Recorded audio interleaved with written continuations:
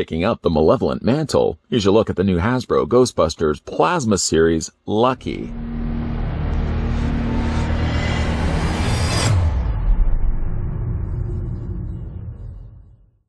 Looking for trouble? Head down to Spinners, where lifelong Somerville resident Lucky and her friends hang out.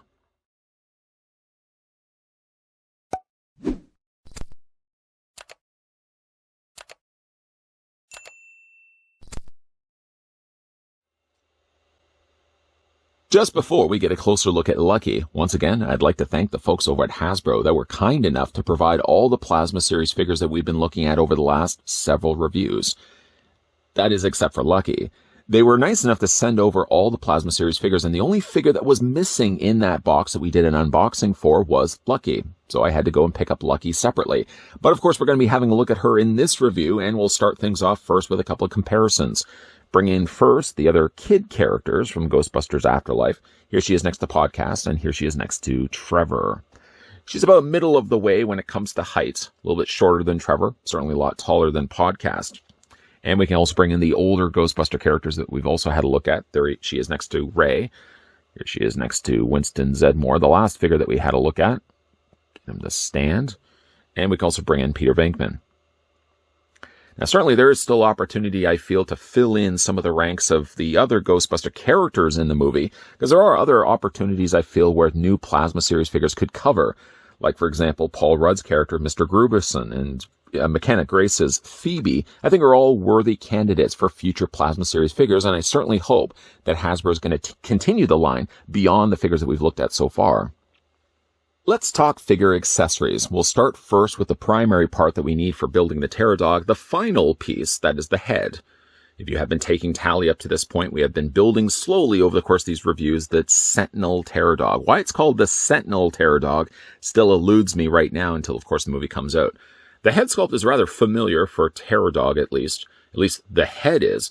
The horns are a little bit different, though, because normally the horns would either be jetting out longer for the Vince Clortho Pterodog and slightly shorter for the Zuul Pterodog. One thing that's nice about the head sculpt is it does have a hinge on the jaw, so you can actually open it up and see the inside of the mouth. Say, ah. Nice sculpted pink plastic on the inside of the mouth there. They've taken the time as well to paint in the teeth, a very discolored looking yellow. A little bit of paint, unfortunately, has bled its way onto the red, but from a distance, you barely notice it, at least. I'm a little more off-putted by the fact that they've added the silver on the top of the head. Is that the way that the Pterodog looks like in the movie? I don't think anyone's going to be able to answer that question just yet. But strange that there's silver here, and there's silver nowhere else on the rest of the figure's body. Oh, right, yeah, we're going to have to bring in the figure's body. Here's where we've left off so far, by the way. Got the torso, legs, and of course the arms with the finishing touch, the icing on the cake, taking the head sculpt for the Sentinel Pterodog and snapping in place. Snapping is really never the best word to be using when describing a figure, but we'll go ahead and put the head sculpt in place nonetheless.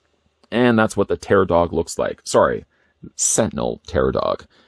Not really sure still if I'm going to commit an entire review talking about the Pterodog. Normally that's what I would do when it comes to build a figure or collect and connect figures.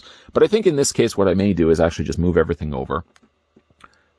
Just excusing Lucky for the time being. We'll just move her over and all the accessories. And just quickly looking at the Pterodog, because again, I'm not sure if I'm probably going to do an entire review of it.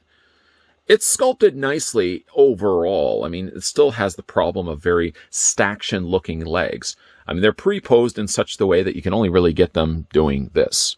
There's technically posability, yes, at the tops of the thighs, but swiveling the legs any bit beyond the point of what normally would be able to allow it to stand, it's just going to make a teetering, tottering looking Pterodog.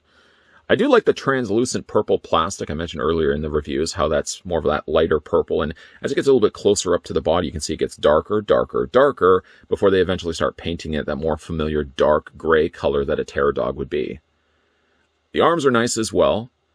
Some really nice additional texturing and wrinkles to the skin that they've sculpted in there as well. And then you get, again, this weird, strange silver that they've airbrushed on the back of the torso, which carries its way all the way to the top of the head. It's the only place on the entire figure where there's actually this silver paint. Not really sure why it's supposed to be there. Again, for the articulation on the figure, the head rotates back and forth, up and down. And you can open up the mouth. I know we've already discussed that. Arms hinge out. You can also rotate them all the way around. No, unfortunately, elbow articulation, but you can swivel the hands, though, all the way around. No waist swivel. And the legs are basically just this, which again, you're not really going to be getting in a perfect pose anyways, other than just having it the way that the figure is supposed to be designed to stand, which again, you kind of have to keep adjusting the legs to get the figures to stand. Let's just get, there we go. That's about right. Could the figure have had some additional posability? Yes. That's about the one thing that I feel is sort of a disappointing aspect of the Terror Dog. At least they gave it a pretty interesting enough pose, you know, but I would have preferred if there was a little bit of articulation, at least in the knees, the ankles. The arms, I could sacrifice the idea that it only has the hinges in the shoulders and the swivels in the wrists, but at the very least, it would have been nice if the figure could have had some articulation in the legs. That being said, we're going to go ahead and take now the Sentinel Terror Dog out of the way, because I didn't feel like I wanted to do the entire review on just talking about the Terror Dog. Let's move Lucky back into place. Poor Lucky has to share the screen time with the Terror Dog. Okay, so let's have a look at the accessories that come now included with Lucky. I guess of the variety of things we've already seen already with the Terror Dog, with the Plasma Series Terror Dog Wave, is the Proton Pack. The Proton Pack, I'm not going to bore you guys with talking about the same things over and over again, but I've already taken time to attach the hose to the bottom of it because those are two separate pieces. And then the plasma, the neutrino wand attaches to the side. It's actually just attached by that clip right there and lines up into the hole that's right there. And that just fits into place like that. Does a pretty good enough job. Every once in a while, if you'll bang it or move the figure around, you'll find that neutrino wand does fall off, but very easy to put back into place. And to put it onto the figure, what you're going to do is like I've already done it, detach it, because when you get it, it starts like this. Just detach it from the one side, and then that's going to fit over top of the figure's body. The thing I had not yet mentioned in any of these reviews so far that I'm going to rectify right now is there's this extra peg strangely here on the side, and I'm not really sure what it's supposed to be for. I thought perhaps maybe you could use it for like the ecto goggles, which I think we got with Podcast. I suppose you could also dangle a ghost trap onto the side as well, but I'm not really sure why specifically there's a peg right there. Seems so out of place, like it's intended for something. Anyways, we're going to go ahead and just open up the strap. Take Lucky's arm once again. You already know the drill. We're going to open up the arm like this or bring the arm out, and we are going to fit the figure straight through. There goes the neutrino wand. Bring the strap around, get the head underneath everything, and then we're going to go ahead and take the peg that's located on the inside of the Proton Pack, and we're going to fit it up to that hexagonal hole that's on the back of Lucky's torso. Fit that in place with a little bit of pressure, just a little bit of pressure. And you have to get that, there we go, in there. You probably already see one thing about the Proton Pack, but I'm going to finish the job anyways of attaching the side strap onto that peg.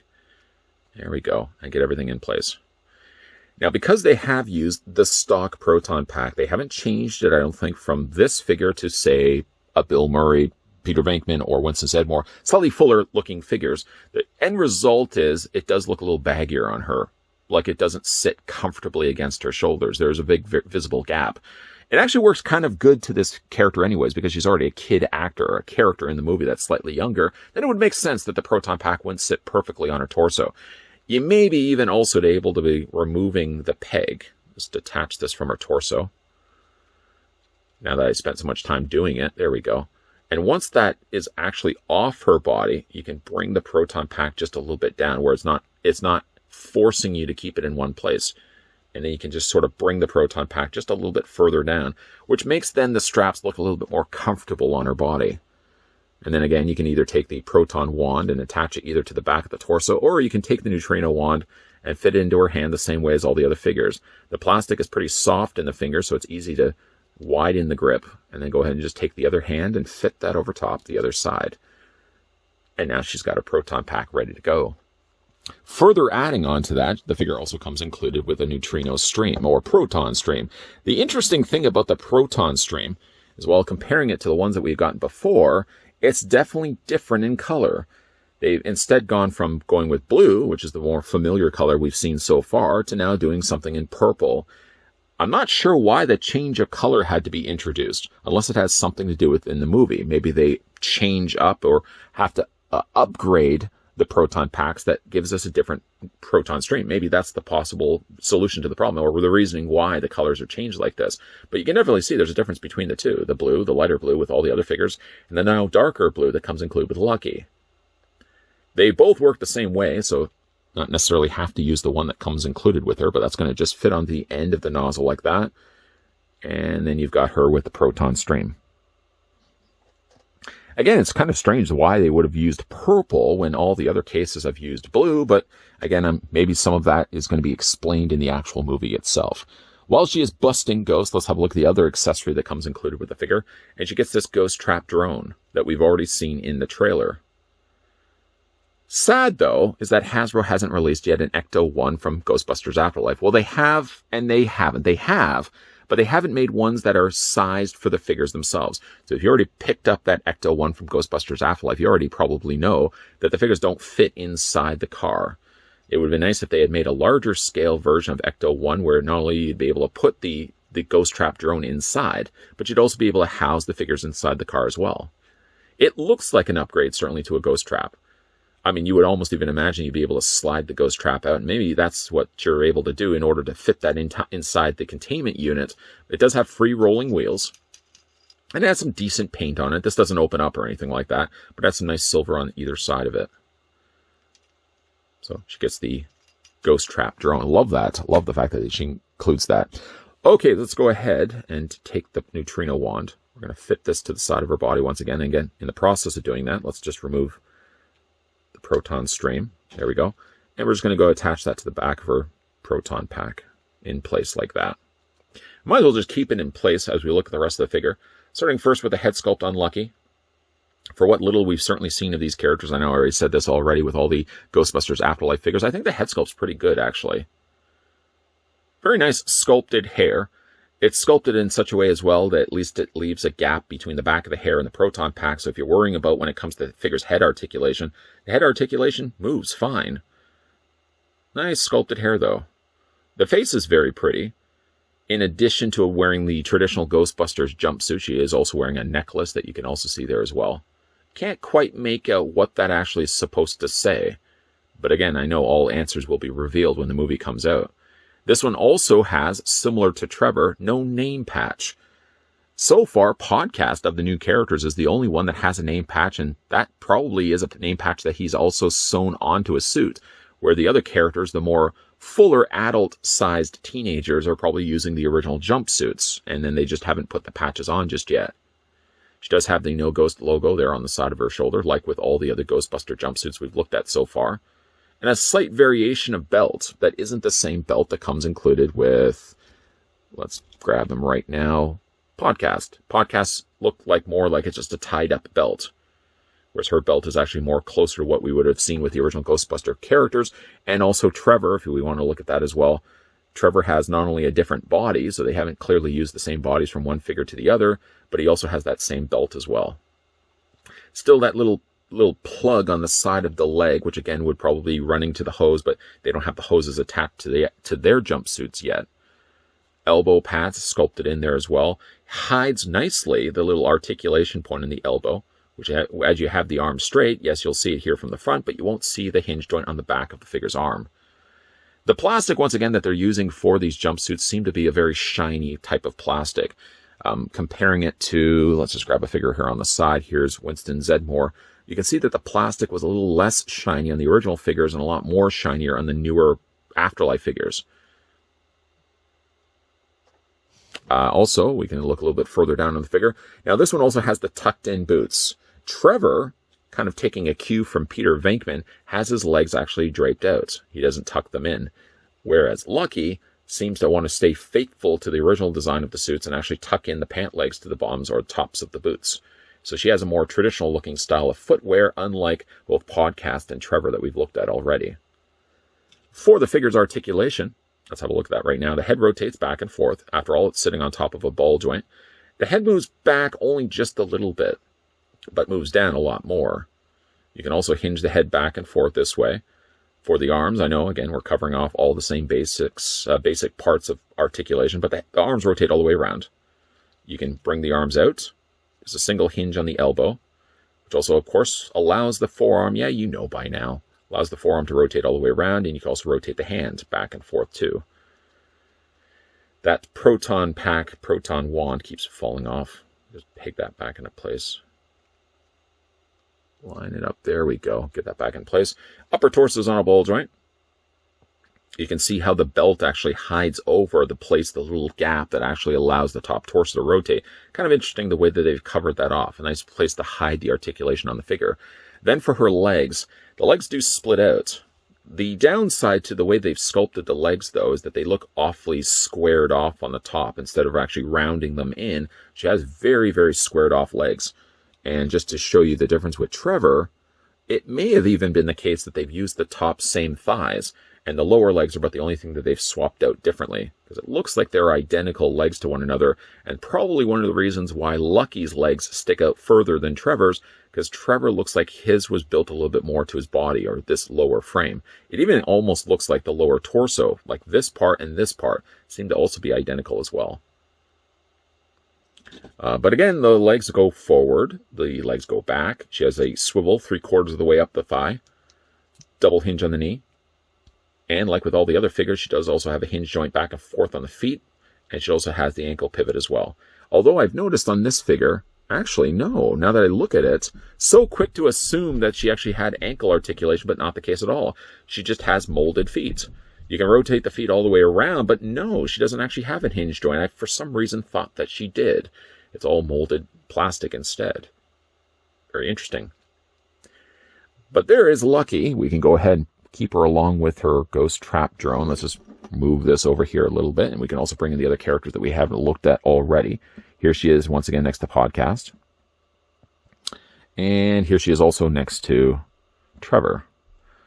The only character yet we've not gotten from the Ghostbusters Plasma series, or for the Ghostbusters Afterlife, is Phoebe.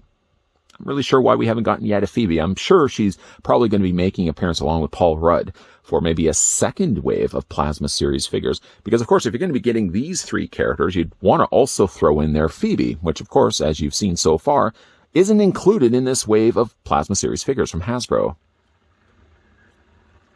Not quite sure, but I'm willing to assume that the remote control that came packed along with Podcast actually belongs to the Ghost Trap drone, and one of the reasons why in final looks I've got Lucky actually using the remote control. I'm just going to go along with that ideal until I'm corrected by the movie. Wouldn't it be awesome, by the way? Let me just throw out this idea into the universe and maybe hope that Hasbro is going to catch wind of it. It would be so cool if they could release a 1-to-1 remote control Ghost Trap drone. Just think of that right now, seeing that on toy shelves and something you can drive around town with little opening door flaps on the top of the Ghost Trap. Please, Hasbro, make that happen, a 1-to-1 scale Ghost Trap drone. In the meantime, though, now we've finished off all the figures and ultimately looked at also the Sentinel Terror Dog in this video as well, just because I didn't think I wanted to do an entire review dedicated just to the Sentinel Terror Dog. I guess I could have left the pieces off and built him in that video and then looked at the figure, but ultimately just tacked it on to the review of Lucky. Not diminishing Lucky necessarily, because she's actually a nice looking figure. She is probably maybe my third favorite from this line. I really like Trevor. I also really like Peter Venkman as well. The characters like Ray Stantz and Winston Zeddemore, just based on the way that they look a little bit older, a little less interesting to me, but I do certainly like the way that Peter Venkman looks, Lucky looks, and Trevor looks. So 3 out of the 6 figures are my personal favorites. What are your favorite figures from the new Plasma series figure line? And would you also be interested to get yourself a 1-to-1 remote control Ghost Trap drone? I hope that somebody, even if it's not Hasbro that makes it, I hope that at some point we do get ourselves a 1-to-1 Ghost Trap drone. Please, somebody make that happen.